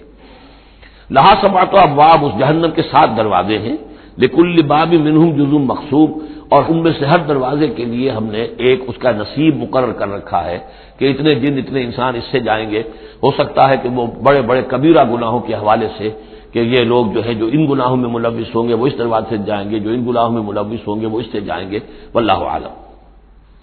ان المتقین فی جنات وعیون، اب وہی سائملٹینیس کنٹراسٹ کہ جب جہنم والوں کا تذکرہ ہوا تو متقین کا بھی، اور جو اہل تقوی ہوں گے فی جنات وعیون، وہ ہوں گے جنتوں میں، باغات میں اور چشموں میں، ادخلوها بسلام آمنین، ان سے کہا جائے گا داخل ہو جاؤ ان باغات میں پورے امن کے ساتھ، کوئی خوف نہیں، کوئی اندیشہ نہیں۔ وَنَزَعْنَا مَا فِي صُدُورِهِم مِّن غِلٍّ، یہ مضمون پہلے بھی آ چکا ہے، اور ہم نکال دیں گے ان کے دلوں میں سے جو کچھ قدورت ہوگی، اہل ایمان کی آپس میں کوئی شکوہ، کوئی شکایت، کسی سے کوئی تکدر ہو، کوئی غل ہو، وہ ہم نکال دیں گے۔ عَلَىٰ سُرُرٍ مُتَقَابِلِينَ، وہ بیٹھے ہوئے ہوں گے تختوں کے اوپر ایک دوسرے کے آمنے سامنے۔ جب کسی سے ناراضگی ہو تو آدمی آنکھیں چار نہیں کرتا بلکہ نظر چڑا جاتا ہے، لیکن جب کوئی ایسی بات نہیں، دل صاف ہے، تو آمنے سامنے بیٹھ کے باتیں کریں گے، سینگ آئی ٹو آئی۔ متقابلین لا یمسہم فیہا نصب، انہیں نہیں پہنچے گی اس میں نہ تو کوئی تکان، وما ہم منہا بمخرجین، نہ پھر وہ اب اس سے نکالے جائیں گے، جب اہل جنت میں داخل ہونے کے بعد کسی کا وہاں سے نکلنے کا امکان نہیں۔ نبئ عبادی، اے نبی میرے بندوں کو بتا دیجئے، انی انا الغفور الرحیم، کہ میں یقیناً غفور ہوں، رحیم ہوں۔ میری اصل شان تو یہ ہے، لیکن وان عذابی هو العذاب العلیم، میری ایک دوسری شان بھی ہے، اور وہ یہ ہے کہ میرا عذاب تو وہ بھی بہت دردناک عذاب ہے، لہذا کوئی آدمی جو ہے وہ نڈر نہ ہو جائے، نچلت نہ ہو جائے، وہ میری مغفرت کی امید بھی رکھے، میری رحمت سے آس بھی لگائے رکھے، لیکن یہ کہ میرے عذاب سے ڈرتا بھی رہے، بین الخوف والرجاء، یہ کیفیت رہنی چاہیے۔ وَنَبِّئْهُمْ عَنْ ضَيْفِ ابراہیم، اور ذرا ان کو بتا دیجئے حالات ابراہیم کے جو مہمان آئے تھے ان کے بارے میں، وہی جو پہلے ہم پڑھ چکے ہیں سورہ ہود میں۔ اذ دخلوا علیہ فقالوا سلاما، جب وہ داخل ہوئے حضرت ابراہیم کے ہاں، مکان پہ آئے، انہوں نے کہا سلام۔ قال انا منکم وجلون، تو حضرت ابراہیم نے کہا کہ ہمیں تو تم سے کچھ خوف آ رہا ہے، آپ لوگ کون ہیں، ذرا اپنی آئیڈینٹی بتائیے۔ قالوا لا تخف انا نبشرک بغلام علیم، انہوں نے کہا کہ نہیں ڈریے نہیں، ہم تو آپ کو ایک بڑے صاحب علم بیٹے کی بشارت دینے آئے ہیں۔ قال بشرتمونی علی ان مسنی الکبر فبم تبشرون، تو حضرت ابراہیم نے فرمایا کہ یہ کیا بشارت آپ مجھے دے رہے ہیں، اس کے باوجود، علی یہاں علی الرغم کے معنی میں، اس کے باوجود کہ مجھ پر بڑھاپا طاری ہو چکا ہے، تو ذرا سوچ سمجھ کے بشارت دیجیے، کوئی غلطی تو نہیں لگی ہے آپ کو۔ قالوا بشرناک بالحق، انہوں نے کہا نہیں ہم نے بشارت آپ کو دی ہے حق کے ساتھ، قطعی اور حقیقی بات ہے، شدنی امر ہے، یہ ہو کر رہنے والا ہے۔ فلا تکن من القانتین، تو اے ابراہیم آپ تو پھر نا امید لوگوں میں سے تو نہ ہو جائیے، مایوس نہ ہو جائیے۔ قال ومن یقنط من رحمت ربہ الا الضالون، تو حضرت ابراہیم نے کہا کہ ہاں یہ بات تو آپ صحیح کہہ رہے ہیں، اللہ تعالیٰ کی رحمت سے مایوس تو صرف وہی ہو سکتے ہیں جو گمراہ ہوں۔ یہ اللہ کی قدرت، اللہ کی رحمت، عین بڑھاپے میں اللہ مجھے اولاد دے دے، 87 برس کی عمر میں بیٹا دے دے، جیسے اس نے حضرت یحییٰ کی والدہ کو، جو کہ بالکل بانجھ رہی ساری عمر، اور حضرت زکریا جو ہیں بہت بوڑھے ہو چکے تھے، اسی طریقے سے معاملہ یہاں بھی ہوا ہے۔ قال فما خطبکم ایھا المرسلون، اب انہوں نے پوچھا کہ اے فرشتادو، اے جو بھیجے گئے ہو، ایلچی ہو، تمہارا کیا معاملہ ہے، یعنی کس قدر جا رہے ہو، کیا قصد ہے، کیا ارادہ ہے؟ قالوا انا ارسلنا الى قوم مجرمین، ان کا کہ ہمیں بھیجا گیا ہے ایک مجرم قوم کی طرف، الا آل لوط، سوائے آل لوط، لوط کے گھر والوں کو، اس کے گھر والوں کو تو ہم بچا لیں گے، انا لمنجوہم اجمعین، ان سب کو ہم بچا لیں گے، نجات دیں گے، الا امرأتہ، اس میں بھی ایک استثناء ہے سوائے اس کی بیوی کے، قدرنا انہا لمن الغابرین، ہم نے یہ اندازہ کر لیا ہے کہ وہ جو ہے پیچھے رہنے والوں میں سے ہوگی۔ فلما جاء آل لوط المرسلون، تو جب یہ لوط کے گھر پہنچے یہ فرشتادے بھیجے ہوئے اللہ کی طرف سے ایلچی جو آئے تھے، قال انکم قوم منکرون، وہی بات حضرت لوط نے فرمائی کہ آپ لوگ کچھ اجنبی سے لوگ ہیں، میں آپ کو جانتا نہیں، آپ کون لوگ ہیں، کہاں سے تشریف لائے ہیں؟ قالوا بل جئناک بما كانوا فيه يمترون، ان کا نہیں بلکہ ہم تو وہ شے لے کر آئے ہیں آپ کے پاس جس کے بارے میں یہاں کے رہنے والوں کو شک تھا۔ آپ جب کہتے تھے کہ اگر تم باز نہیں آؤ گے، ان خبیث فعل کو نہیں ترک کرو گے، شرک سے باز نہیں آؤ گے تو تم پر اللہ کا عذاب آئے گا، یہ اس میں شک کرتے تھے، مذاق اڑاتے تھے، اب وہ شے ہم لے کر آئے ہیں۔ وَأَتَيْنَاكَ بِالْحَقِّ وَإِنَّا لَصَادِقُونَ، اب ہم اللہ تعالیٰ کے آخری فیصلے کے ساتھ، قطعی اور شدنی فیصلے کے ساتھ آئے ہیں اور ہم سچے ہیں، جو بات ہم کہہ رہے ہیں وہ درست ہے۔ فَأَسْرِ بِأَهْلِكَ بِقِطْعٍ مِّنَ اللَّيْلِ، تو آپ اپنے گھر والوں کو لے کر نکل جائیے رات کے ایک حصے میں، کہ ابھی رات باقی ہو، صبح ہونے سے پہلے پہلے نکل جائیے، وَاتَّبِعْ أَدْبَارَهُمْ، اور آپ بھی ان کے پیچھے پیچھے جائیے، وَلَا يَلْتَفِتْ مِنكُمْ أَحَدٌ، اور کوئی آپ میں سے پیچھے مڑ کر اب دیکھے نہیں، یعنی کوئی دوستی، کوئی یاد آ رہی ہو، کوئی تعلقات اب ستا رہے ہوں دل کو۔ وَامْضُوا حَيْثَ تُؤْمَرُونَ، اور اب چلے جائیے وہاں جہاں آپ کو حکم ہوا ہے، وَقَضَيْنَا إِلَيْهِ، اور یہ بات ہم نے اس کو بتا دی، یہ فیصلہ ہم نے کنوے کر دیا اسے، ذَلِكَ الْأَمْرُ، یہ فیصلہ، ان دابر هؤلاء مقطوع مصبحین، کہ ان لوگوں کی جڑ صبح ہوتے ہی کاٹ دی جائے گی، یعنی یہ کہ اس پوری قوم کو تہس نہس کر دیا جائے گا، دونوں شہر جو ہے نسیہ منسیہ کر دیے جائیں گے، یہاں کوئی ایک متنفس بھی نہیں بچے گا۔ وجاء اہل المدینہ یستبشرون، اور اب آئے لوگ وہ دوڑے ہوئے بدماش لوگ جو ہیں وہ خوشیاں مناتے ہوئے آئے کہ بڑے خوبصورت لڑکے جو ہیں آج مہمان ہو کر آئے ہیں لوط کے ہاں، تو ہمارے لیے بڑا اچھا موقع ہے۔ قال ان هؤلاء ضیفی فلا تفضحون، حضرت لوط نے ان سے کہا یہ دیکھو میرے مہمان ہیں، مجھے رسوا نہ کرو، واتقوا اللہ ولا تخزون، اللہ کا تقوی اختیار کرو اور میری بے آبروئی مت کرو۔ قالوا اولم ننهک عن العالمین، انہوں نے کہا کہ دیکھو لوط، ہم نے تمہیں تمام جہانوں والوں سے روکا ہوا نہیں ہے کہ تم ٹھیکہ مت لو کسی کا، ہم جس کے ساتھ جو چاہیں کریں، تم کون ہوتے بیچ میں آنے والے، تم کو ٹھیکیدار بن گئے ہو پوری دنیا کے۔ اولم ننهک، کیا ہم نے منع نہیں کیا تمہیں کہ تمام جہان والوں کی حمایت میں نہ کھڑے ہو جایا کرو؟ قال هؤلاء بناتی ان کنتم فاعلین، ان کا ہی میری بیٹیاں حاضر ہیں، اگر تمہیں کچھ کرنا ہی ہے تو یہ کہ ظاہر اللہ تعالیٰ نے تمہارے لیے جو جوڑے بنائے ہیں تو وہ تو عورتیں ہیں، تو وہ ہے، میں عرض کر چکا ہوں، اس سے مراد یہ بھی لی گئی ہے کہ میری قوم کی جو یہ بیٹیاں ہیں تمہارے گھروں میں پڑی ہیں جن کو تم نے چھوڑا ہوا ہے، اصل میں تو تمہارے لیے اللہ تعالیٰ نے وہ فطری راستہ بنایا تھا، یا یہ کہ انہوں نے اتمام حجت کے لیے، جس کو کہتے ہیں پنجابی میں برے کو گھر پہنچانا، یہ آخری بات بھی کہی ہو کہ میں ایسا ہی اگر کوئی معاملہ ہے تو کوئی دو بڑے سردار جو ہیں انہیں کہا ہو کہ میں اپنی بیٹیوں کا نکاح تم سے کیے دیتا ہوں، تمہیں اگر کوئی اس طرح کی کوئی حاجت ہے۔ لعمرک انہم لفی سکرتہم یعمہون، تو انہوں نے کہا، یہ اللہ تعالیٰ کی طرف سے ہے، قسم ہے تیری جان کی، وہ لوگ تو اپنے اس نشے کی حالت میں بدمست تھے اور بالکل اندھے ہو گئے تھے، عین میم ہے والا ہے، یہ دل کے اندھے ہو چکے تھے۔ فاخذتہم الصیحۃ مشرقین، تو پھر انہیں آ پکڑا ایک چنگھاڑ نے اجالا ہونے کے وقت، مشرق، یہ مشرق نہیں ہے مشرق ہے، مشرق ہے اجالے کی جگہ، صبح جہاں سے نکلتی ہے وہ مشرق ہے، شرق کے معنی جو ہے اصل میں وہ روشنی ہے، تو اسی سے یہ مشرقین، صبح ہونے کا وقت، سورج نکلتے وقت جب اجالے کا وقت ہوا تو ان کے ایک چنگھاڑ نے آ پکڑا، فجعلنا عالیہا سافلہا، تو ہم نے اس کے اوپر والے حصے کو نچلا بنا دیا، یعنی تل پٹ کر دیا، وہ گری پوری بستی جو ہے وہ اٹھا کر پٹک دی گئی کہ چھتیں نیچے اور اس کی جو بنیادیں تھیں وہ اوپر۔ وَأَمْطَرْنَا عَلَيْهِمْ حِجَارَةً مِّن سِجِّيلٍ، اور پھر ہم نے ان پر بارش برسائی، سجیل، مٹی کے کنکروں کی بارش، ان فی ذلک لآیات للمتوسمین، یقیناً اس میں نشانیاں ہیں ان لوگوں کے لیے جو حق کے متلاشی ہوتے ہیں۔ یہ جو اسم کا لفظ ہے الف سین میم، اور الف جو ہے اس میں در حقیقت جو اصل اس کا حروف اصلیہ میں سے نہیں ہے، سین میم ہے اصل، یہ ہوتے علامت، اسم کے معنی بھی علامت ہے، یہ میرا نام ہے، یہ آپ کا نام ہے، یہ علامت ہے کہ جس سے میرے نام سے آپ پہچانتے ہیں۔ تو جو لوگ علامتوں سے متوسم باب تفاعل بن جائے گا، جو علامتوں سے حقیقت کو پہچاننا چاہے، جو آیات آفاقیہ، آیات تاریخیہ، آیات انفسیہ، آیات قرآنیہ سے حقیقت کو جاننا چاہیں، ان فی ذلک لآیات للمتوسمین وانھا لبسبیل مقیم، اور وہ جو بستیاں تھیں وہ سیدھی راہ پر واقع ہوئی تھی، یعنی یہ سیدھا راستہ تھا جو یمن سے جاتا تھا فلسطین تک، میڈیٹرینین کے ساحل تک، اور یہ سیدھا راستہ تھا کیروان روٹ، مشرق و مغرب کے درمیان یہی لنک تھا، سویز کینال تھی نہیں، اور ابھی یہ راستہ جو تھا round the Cape of Good Hope, یہ تو کہیں جا کر 1498 میں واسکو ڈی گاما نے تلاش کیا ہے،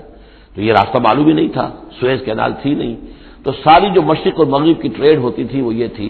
کہ ہندوستان اور چین اور یہ جاوا ملایا وغیرہ جو ہے یہ ہند چینی کے جتنے یہ سب سامان آتا تھا یمن کے ساحل پر، یورپ کے سارے ممالک کا سامان آ جاتا تھا شام کے ساحل پر، فلسطین کے ساحل پر، اب ان دو کے درمیان یہ قافلے چلتے تھے، یہ کیروانز تھے کہ جو ان جہاں سے لے کر سامان ادھر، ادھر کا سامان ادھر، یہ راستہ ہے امام مقیم، سبیل المقیم اس کو کہا گیا، سیدھا راستہ، سیدھی شاہراہ، اسی پر یہ اصحاب ہجر کے بھی مسکن تھے، اسی پر پھر یہ اصحاب مدین کے بھی تھے، اور یہ بستیاں بھی اسی راستے پر واقع ہوئی تھیں۔ ان فی ذلک لآیۃ للمؤمنین، یقیناً اس میں نشانی ہے اہل ایمان کے لیے، وان کان اصحاب الایکۃ لظالمین، اسی طریقے سے جو بن والے تھے مدین والے وہ بھی بہت ظالم تھے، یہ ایکا کا لفظ بھی ان کے لیے آیا ہے، یہ مدین والے، فانتقمنا منہ، یہاں پہ صرف تذکرہ ہو رہا ہے، یہاں تذکرہ آپ نے دیکھا کہ صرف حضرت لوط علیہ السلام کا ہوا ہے انباء الرسل کے انداز میں، باقی حضرت ابراہیم کا تذکرہ ہو گیا ہے وہ وہی ہے قصص النبیین کے انداز میں، باقی یہاں پر جو تذکرے ہو رہے ہیں یہ بھی صرف ذکر ہے، یہ انباء الرسل کا ذکر ہے کہ جیسے حضرت شعیب، لیکن شعیب کا نام نہیں یہاں آیا بلکہ یہ کہ صرف یہ کہ مدین والے، فانتقمنا منہم،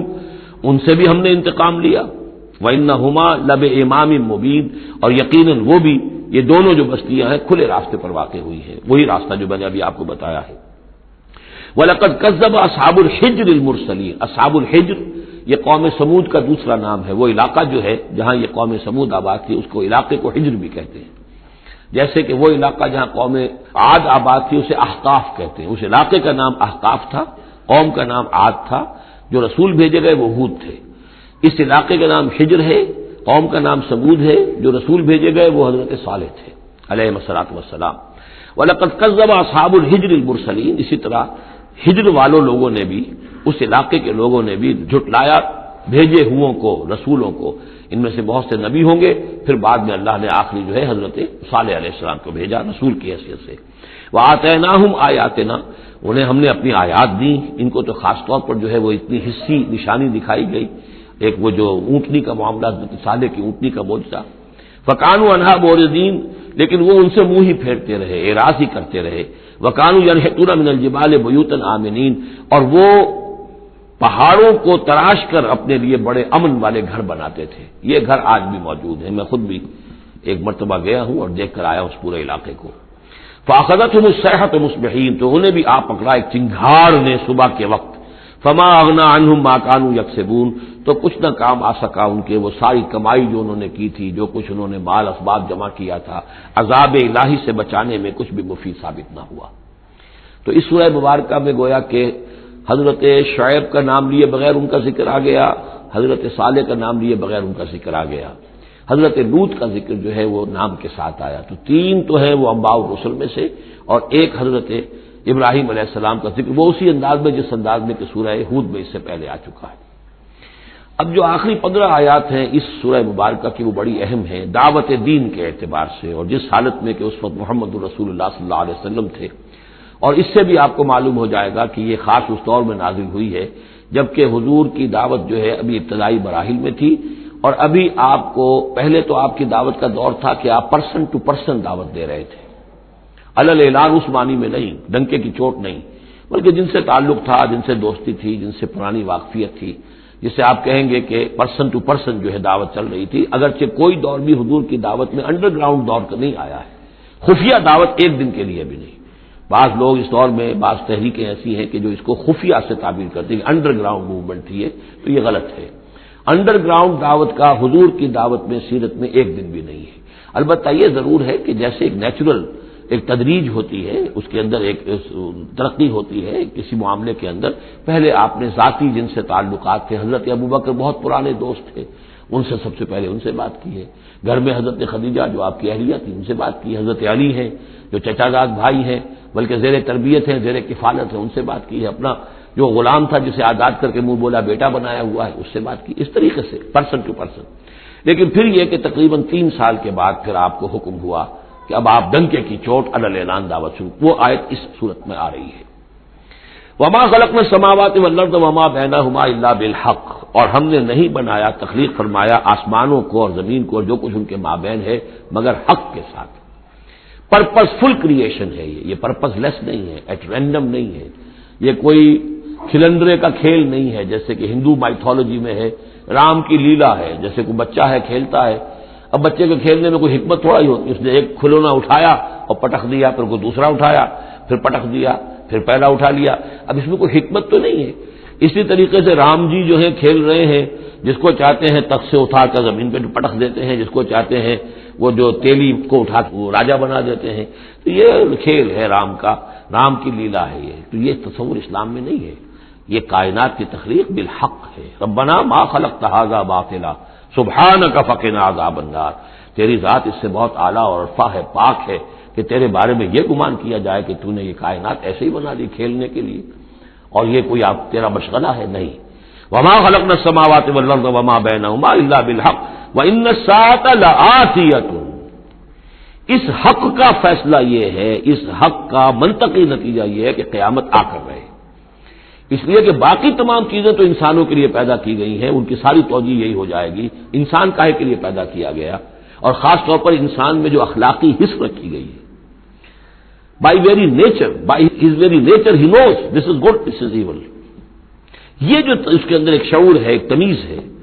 یہ ایول ہے یہ گڈ ہے، یہ اچھا ہے یہ برا ہے۔ اب اس کا نتیجہ کیا نکل رہا ہے؟ یہاں تو الٹے نتیجے نکلتے ہیں، بہت سے اچھے لوگ جو ہیں انہیں فاقے آ رہے ہوتے ہیں، اور بہت بدماش جو ہیں وہ یہاں پہ عیش کر رہے ہوتے ہیں۔ تو یقیناً کوئی اور زندگی ہونی چاہیے، اور یقیناً کوئی دن ہونا چاہیے کہ جس میں بھرپور حساب کتاب ہو جائے، نیکوکاروں کا حساب کتاب ہو جائے، اور پھر ان کی زندگی ایسی ہو کہ بھرپور صلہ انہیں ان کا مل سکے، اور بدکاروں کی بدکاریوں کا حساب کتاب ہو جائے، اور پھر ایسی زندگی ہو، ایسا نظام ہو کہ انہیں پوری سزا مل سکے۔ تو یہ گویا کہ حق کا تقاضا ہے۔ وما خلقنا السماوات والارض وما بینہما الا بالحق وان الساعۃ لآتیۃ، قیامت آ کر رہے گی۔ فاصفح الصفح الجمیل، تو اے نبی آپ ذرا ابھی خوبصورتی کے ساتھ درگزر سے کام لیجئے، یعنی یہ کہ یہ مجرم کہیں بھاگ کے نہیں چلے جائیں گے، ہماری پکڑ سے نکل نہیں جائیں گے، قیامت آئے گی، یہ کیفر کردار کو پہنچ جائیں گے۔ ابھی آپ ذرا تحمل کیجئے، صبر سے کام لیجئے۔ فاصفح الصفح الجمیل، ابھی ہماری مرضی اس میں ہے کہ ہم ان کی رسی دراز کریں، یہ جو کچھ کہہ رہے ہیں برداشت کر لیجئے، سن لیجئے، سنا انسنا کر لیجئے، یہ جو آپ صبر کریں گے اس سے آپ کے درجات بلند ہوتے چلے جائیں گے۔ لیکن فوری طور پر آپ کے دل میں اگر یہ خیال پیدا ہونے بھی لگے بربنائے طبع بشری کے انہیں سزا ملنی چاہیے، یہ بدبخت مجھے کیا کہہ گیا ابھی، یہ مجھے پاگل کہہ گیا، اور یہ مجھے ساحر کہہ گیا یا مسحور کہہ گیا، نہیں، فاصفح الصفح الجمیل، ابھی ذرا آپ خوبصورتی کے ساتھ چشم پوشی کیجئے، نظر انداز کیجئے۔ ان ربک هو الخلاق العلیم، یقیناً آپ کا رب جو ہے وہ وہی ہے جو پیدا کرنے والا ہے، خلاق ہے، اور ظاہر بات ہے جس نے پیدا کیا ہے وہ جانتا بھی ہے۔ سورہ ملک میں ہم پڑھیں گے الا یعلم من خلق وهو اللطیف الخبیر، کیا اسی کے علم میں نہیں ہوگا جس نے پیدا کیا ہے؟ وہ تو جانتا ہے ہر شے کو۔ اب یہ گھڑی جس نے بنائی ہے اسے تو معلوم ہے اس میں کون کون سا پرزہ ہے، کہاں کہاں ہے، اس کے اپنے ہاتھ کا اس کے اندر جو ہے ٹکایا گیا ہے، میں واقف نہیں ہوں اس کے اندر کیا کچھ ہے، لیکن گھڑی کا بنانے والا تو جانتا ہے۔ الا یعلم من خلق، کیا وہی نہ جانے گا جس نے پیدا کیا؟ وهو الخلاق العلیم، وہ تو خلاق اور علیم ہے۔ وَلَقَدْ آتَيْنَاكَ سَبْعًا مِنَ الْمَثَانِي، دل جوئی کے لیے حضور سے فرمایا، اور ہم نے آپ کو دی ہیں وہ 7 آیتیں جو آپ کا وظیفہ ہیں، دوہرا دوہرا کر پڑھتے رہا کیجئے، دوہرا دوہرا کر پڑھتے رہا کیجئے۔ اس پر تقریباً اجماع ہے امت کا کہ اس سے مراد ہے سورہ فاتحہ، 7 آیتیں جو بار بار پڑھی جاتی ہیں۔ اب آپ دیکھیے کہ ہر شخص جو نماز پڑھتا ہے دن میں کتنی مرتبہ سورہ فاتحہ پڑھ رہا ہے، ہر نماز میں کتنی مرتبہ پڑھ رہا ہے، دوہرا دورا کر یہ آیت جو ہے، جیسا کہ ہم نے جب سورہ فاتحہ پڑھ رہے تھے، من لم یقرأ بفاتحۃ الکتاب لا صلاۃ لمن لم یقرأ بفاتحہ، اس کی تو نماز ہی نہیں ہے، نماز کا جزو لازم ہے، بلکہ قسمت الصلاۃ بینی و بین عبدی نصفین والی حدیث میں نے آپ کو سنائی، حدیث قدسی، تو وہ تو اصل الصلاۃ ہے ہی سورہ فاتحہ۔ والقرآن العظیم، اور یہی بڑا قرآن ہے،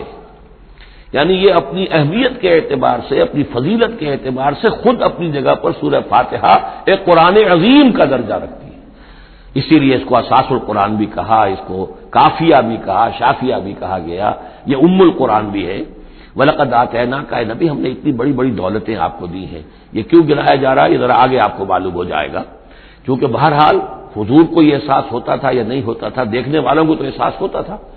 ابو جہل مالدار ہے، ولید بن مغیرہ اتنا بڑا چودھری ہے، یہ محمد تو یتیم تھے، کوئی بال دولت ان کے پاس نہیں، کوئی ان کی حیثیت نہیں، ہاں کچھ عرصے سے کچھ کھا پی بھی رہے ہیں تو وہ بیوی کا مال ہے، اپنا تو نہیں ہے۔ یہ ان کی نگاہوں میں جو ان کے معیارات تھے، جو ان کے اندازے تھے سوچنے کے، وہ تو یہ تھے۔ اس حوالے سے یہاں بظاہر حضور سے خطاب ہے، لیکن اصل میں ان کو بتایا جا رہا ہے کہ بدبختو تمہیں کیا معلوم ہم نے ان کو کتنی بڑی دولت دی ہے۔ وَلَقَدْ آتَيْنَاكَ سَبْعًا مِنَ الْمَثَانِي وَالْقُرْآنِ الْعَظِيمِ، ہم نے ان کو وہ 7 آیتیں عطا کی ہیں، ایک حدیث کے مطابق جیسی آیت نہ قرآن میں اتری کوئی اور اس کے مثل، اور نہ تورات میں نہ انجیل میں، یہ سورہ فاتحہ ہے۔ وَلَقَدْ آتَيْنَاكَ سَبْعًا مِنَ الْمَثَانِي وَالْقُرْآنِ الْعَظِيمِ لا تمدن عینیک الی ما متعنا بہ ازواجا منہم، تو اے نبی آپ کی نگاہیں نہ اٹھیں اس ساز و سامان کی طرف جو ہم نے ان کو عطا کیا ہے۔ ابو جہل کو اگر دے رکھا ہے، ولید بن مغیرہ کو دے رکھا ہے، اور بڑے سرداروں کو دے رکھا ہے، ان کی جائیدادیں ہیں، ولید بن مغیرہ کے باغات طائف میں بھی ہیں، اس کی جائیداد طائف میں بھی ہے، مکے میں بھی ہے، آپ کی نگاہ ادھر اٹھے ہی نہ۔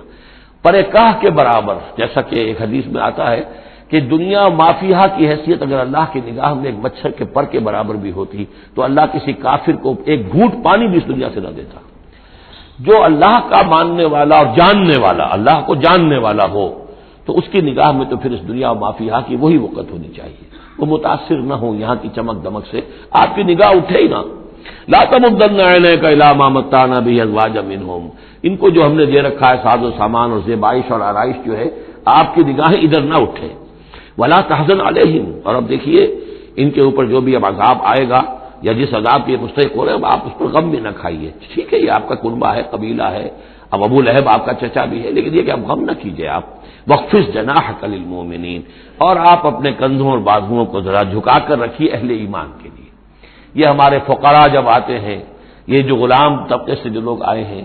یہ لوگ جو گرے پڑے طبقات سے تعلق رکھتے ہیں، جب یہ آپ کے پاس آئیں تو آپ ان کا استقبال کیجئے۔ فَقُلْ سَلَامٌ عَلَيْكُمْ كَتَبَ رَبُّكُمْ عَلَىٰ نَفْسِهِ الرَّحْمَةَ، تو اس انداز میں ان کا استقبال کیجئے، ان کے سامنے تواضع کیجئے، ان کے سامنے اپنے کندھوں کو جھکائیے۔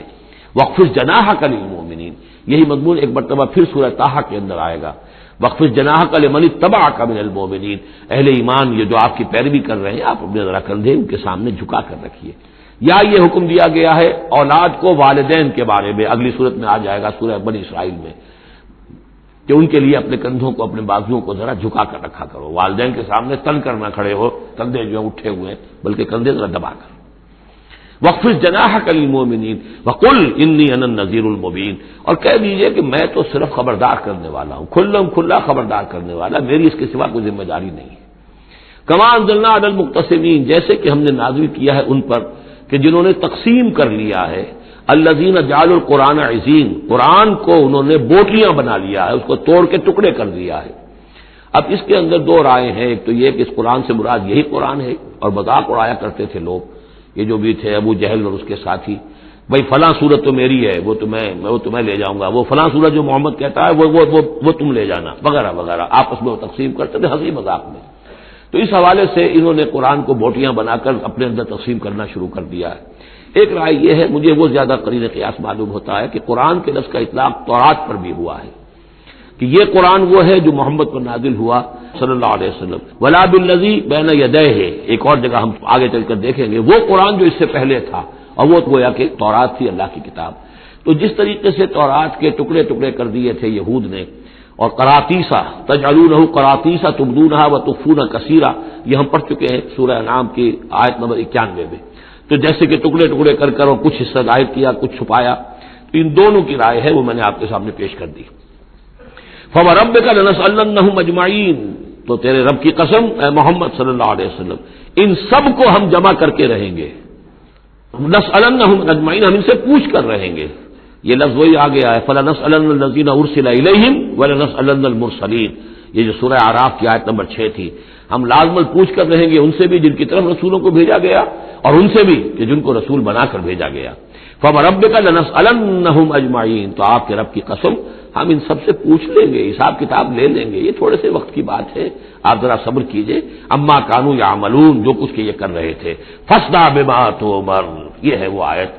اب ڈنکے کی چوٹ علی الاعلان کہیے جس چیز کا آپ کو حکم ہوا ہے۔ یہ جب حکم آیا حضور کو تو پھر آپ کوہ صفا پر کھڑے ہوئے،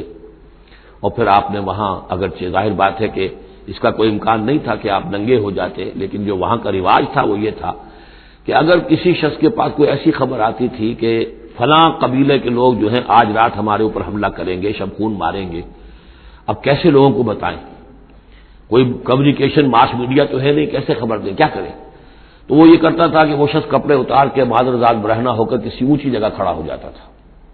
تاکہ ہر طرف سے لوگ دیکھ لیں کہ ایک ننگا آدمی کھڑا ہے۔ نذیر عریان کہتے تھے اسے، ننگا خبردار کرنے والا۔ اب جہاں تک اس کی آواز جا رہی ہے آواز لگاتا تھا وا صباح، ہائے وہ صبح جو آیا چاہتی ہے، اس لیے کہ صبح کے وقت ہوتے تھے حملے، یہ جس کو آج کل آپ کہتے ہیں small hours of the morning, وہ بہت غفلت کا وقت ہوتا ہے آدمی کا، صبح رات کے 2-3 بجے جو ہے ٹھنڈی ٹھنڈی نیند آئی ہوتی ہے، اس وقت وہ آتے تھے، حملہ کرتے تھے، لوٹ مار کرتے تھے، قتل کرتے تھے اور بھاگ جاتے تھے۔ تو وا صباح، ہائے وہ صبح جو آیا چاہتی ہے۔ تو اب لوگ دوڑتے تھے کہ بھائی کہاں کی خبر آئی ہے، کون ہے، کون سا قبیلہ ہے، کس کے بارے میں اطلاع ہے، اطلاع صحیح ہے غلط ہے۔ تو یہ ان کا رواج تھا۔ تو حضور نے یہ کیا، صرف ایک چیز اس میں سے نکال دی، ننگے ہونے کا سوال نہیں تھا معاذ اللہ، لیکن آپ بھی کھڑے ہو گئے کوہ صفا پر، وا صباح کا نعرہ لگایا۔ اب لوگ آئے دوڑے، کوئی خبر دی ہے، محمد دینا چاہتے ہیں، کوئی بات ہے، بڑی اہم کوئی بات ہے۔ وہاں آپ نے پھر اپنی دعوت پیش کی۔ تو اسی مجمع میں پھر ابو لہب نے کہا تھا تبا لک لہذا جمعتنا، تمہارے لیے ہلاکت ہو، ہمیں اس کام کے لیے جمع کیا تھا، ہم اپنے بڑے بڑے اہم کاموں میں لگے ہوئے تھے۔ وہ مہاجن تھا، کہیں مہاجنی سود اپنا لین دین کا حساب کر رہا ہوگا بیٹھا ہوا، میں وہ سب چھوڑ کر آیا ہوں کہ کوئی خاص اہم بات تم نے بتانی ہے، لیکن تم نے یہ کیا کیا؟ تو یہ ہے وہ واقعہ، اور اس سے معلوم ہو جاتا ہے کہ یہ سورہ مبارکہ جو ہے اسی دور کی، ابتدائی دور کی ہے۔ فاصدع بما تؤمر واعرض عن المشرکین، تو ڈنکے کی چوٹ کہیے اب جو کہ آپ کو حکم دیا گیا ہے، اور ان مشرکوں سے اعراض کیجئے، پرواہ نہ کیجئے ان کی۔ انا کفیناک المستہزئین، یہ جو استہزاء کرنے والے ہیں، تمسخر اڑانے والے ہیں، ہم آپ کی طرف سے ان کے لیے کافی ہوئے رہیں گے، ان کی کوئی مخالفت آپ کا کچھ مال بیکا نہیں کر سکے گی۔ الذین یجعلون مع اللہ الہا آخر، جو اللہ کے ساتھ ساتھ اور بھی الہ گھڑے بیٹھے ہوئے ہیں، فسوف یعلمون، تو ان قریب انہیں معلوم ہو جائے گا کہ اصل حقیقت کیا ہے اور وہ کس طرح کی گمراہیوں میں پڑے ہوئے تھے۔ اب وہ آیت آ گئی جس کا کئی مرتبہ میں حوالہ دے چکا ہوں، اور سورہ انعام میں خاص طور پر وَلَقَدْ نَعْلَمُ، اے نبی ہمیں خوب معلوم ہے، اَنَّكَ يَضِيقُ صَدْرُكَ بِمَا يَقُولُونَ، کہ جو کچھ یہ لوگ کہہ رہے ہیں اس سے آپ کا سینہ بھیجتا ہے۔ کسی نے پاگل کہہ دیا، کسی نے مجنون کہہ دیا، آصیب کا سایہ آ گیا، کوئی ہمدردی کے انداز میں آ کے کہتا ہے۔ عتبہ ابن ربیعہ ایک دفعہ آیا، کیونکہ وہ بزرگ تھا، خاندان کا معمر آدمی تھا، بھتیجے میرے بڑے تعلقات ہیں عاملوں سے بھی، کاہنوں سے بھی، واقعی اگر کوئی تم پر کوئی سایہ ہو گیا ہے، کوئی بری روح کوئی آ گئی ہے تو مجھے بتا دو، میں بلا کے لے آؤں گا، علاج کرا دوں گا تمہارا۔ اب کوئی کچھ کہہ رہا ہے، کوئی کچھ کہہ رہا ہے، کسی نے کہا شاعر ہے، کسی نے کہا کہ ایک انہوں نے غلام پکڑ کے رکھا ہوا ہے، عجمی غلام، اسے کمرے میں بند کیا ہوا اپنے گھر کے اندر، اور وہ عالم ہے بہت بڑا جو پورے پچھلی کتابوں کا جاننے والا، اس سے ڈکٹیشن لیتے ہیں اور پھر آ کر ہم پر دھونس جماتے ہیں کہ یہ اب وہی آئی ہے۔ تو یہ ساری باتیں سنتے تھے حضور صلی اللہ علیہ وسلم، تو آپ کو تکلیف پہنچتی تھی، کوفت ہوتی تھی۔ وَلَقَدْ نَعْلَمُ، اے نبی یہ نہ سمجھیے کہ ہمیں اندازہ نہیں ہے کہ آپ کو کوفت ہو رہی ہے، آپ کو تکلیف ہو رہی ہے، آپ کا سینہ بھیجتا ہے۔ وَلَقَدْ نَعْلَمُ أَنَّكَ يَضِيقُ صَدْرُكَ بِمَا يَقُولُونَ، کہ جو کچھ یہ لوگ کہہ رہے ہیں اس سے آپ کا سینہ بھیجتا ہے۔ فَسَبِّحْ بِحَمْدِ رَبِّكَ، بس اپنے رب کے حمد میں اور تسبیح میں لگے رہیے، تسبیح کیجئے اپنے رب کی حمد کے ساتھ، اسی سے آپ کے دل کو سکون ہوگا، اطمینان ہوگا، اسی سے یہ کہ آپ کے لیے استقامت اور صبر کے راستے جو ہیں وہ کھلتے چلے جائیں گے۔ وَقُم مِّنَ السَّاجِدِينَ، اور سجدہ کرنے والوں میں ہو جائیے، آپ سجدہ کیجئے، تسبیح کیجئے، حمد کیجئے، اپنے رب کے ساتھ تعلق مع اللہ ہے کہ جو ان تمام سختیوں کو آپ کے لیے آسان کر دے گا۔ جتنا اللہ سے اپنے اس قلبی اور ذہنی رشتے کو مضبوط سے مضبوط تر بنائیں گے، اتنی ہی یہ تمام چیزیں جو ہیں آپ پر ہلکی ہوتی چلی جائیں گی۔ وَاعْبُدْ رَبَّكَ حَتَّىٰ يَأْتِيَكَ الْيَقِينُ، اور اپنے رب کی بندگی میں، پرستش میں لگے رہیے یہاں تک کہ وہ یقینی بات آ جائے۔ اور وہ یقینی بات کیا ہے؟ جو یقینی شے ہے، شدنی ہے، موت، یعنی یہ کہ تا دم آخر دم فارغ مباش، اندری رہ میں تراش و میں خراش، آخری وقت تک اس بندگی میں اپنے لگے رہیے، جو بھی آخری موت جب تک آ جائے۔ یا موت سے مراد یہ بھی ہو سکتا ہے یقین سے، یقینی بات اللہ کی مدد آ جائے، اللہ کی طرف سے غلبہ حاصل ہو جائے اور اللہ تعالیٰ کی نصرت آ جائے، اللہ کا فیصلہ آ جائے، لیکن عام طور پر گمان یہی ہے کہ اس سے مراد موت ہے۔ وَاعْبُدْ رَبَّكَ حَتَّىٰ يَأْتِيَكَ الْيَقِينُ، اور اپنے رب کی بندگی اور پرستش میں لگے رہیے یہاں تک کہ وہ یقینی شے وقوع پذیر ہو جائے۔ بارک اللہ لی و لکم فی القرآن العظیم ونفعنی وإیاکم بالآیات والذکر الحکیم۔